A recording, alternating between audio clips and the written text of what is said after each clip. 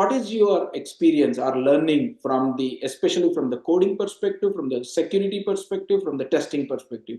How do you see that generative AI market has captured, or what will be more opportunities in the coming years? Now, you asked the three things. One is coding, security, another one is testing. The coding wise, at least, it gives the basic structure, it can able to give a skeleton, we can able to say that, or high level, the process or a framework, it can able to give. From my knowledge is, at least 50 to 60%, kind of this is okay code. This is not expert level or advanced level architect is developing in the sense that it is not giving 50 to 60% okay.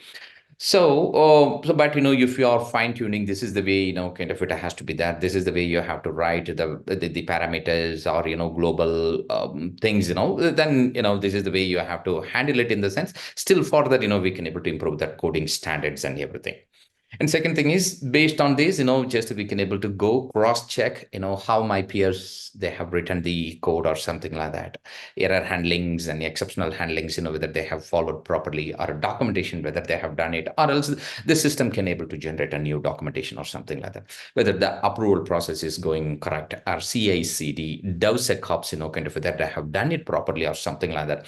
All things, kind of we can able to automate using this Gen AI. My thing is, at least 50 to 60%, it gives the basic level skeleton, it does. So that is a huge cost saving. I can able to say that. Now, getting into the testing side. Testing side in the sense, this is not a typical testing. Testing wise, kind of we are doing actual versus expected. That's what, we keep on telling. So we are expecting 5 plus 4 in the sense 9. That's what the actual, if it is coming in the sense, we are clicking pass or something, that's what we are doing. But this one is that kind of structured way of testing in the sense for about scope is 10% or 5%. Say, for example, API way, I'm asking my product, where is the delivery? When is the delivery in the sense? This is a query, API, it is going and coming back. API testing is involved. But remaining 60 to 70% of the things are, unstructured way. It is not the way, kind of what you expect.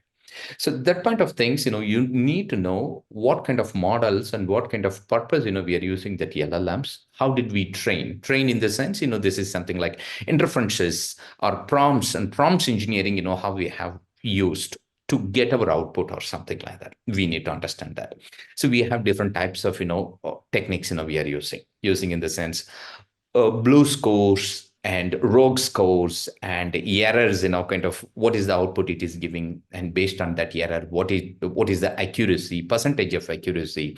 So these are the things are, kind of very, very algorithmic way or, mathematics way, kind of we are going and checking. And second thing is, we need to understand human is, involving in the sense, kind of we keep on going and giving some rewards in the sense, if it is giving, 10 or 15 outputs in the sense for a single query.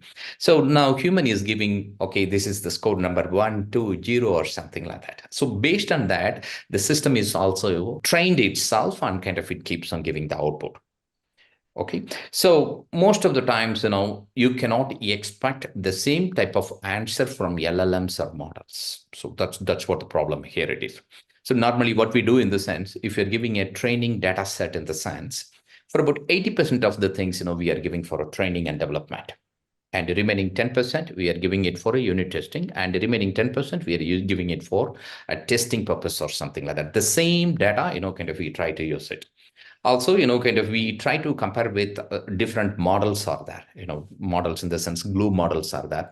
So that libraries, kind of we try to compare and how closely our answers are coming.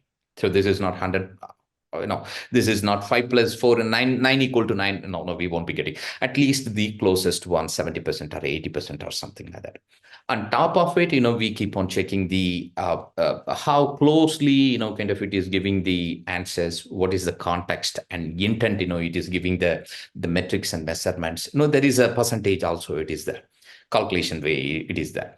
Also, the second thing is, this is 3H factor, helpfulness, harmlessness, toxicity, kind of how it is giving or something like that.